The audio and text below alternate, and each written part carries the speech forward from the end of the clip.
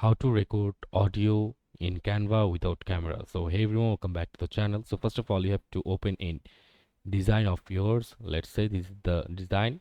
We will be adding the recording tool. Then you just have to simply click on the share button from here, and then you just have to simply click on see all for the option, and here you can see an option called present and record.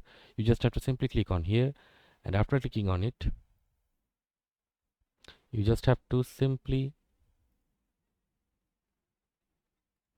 present and record and click on go to recording studio like this, and then you just have to select the microphone.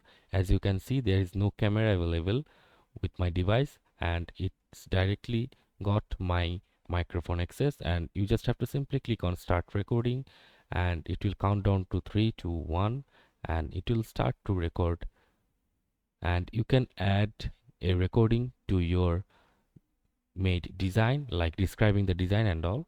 So that's it for this video. That's how you can record on Canva without the camera. And now you just have to simply click on end recording, and it will say that uploading your recording, and whenever it's complete, you just have to simply click on save and exit. You can also click on download.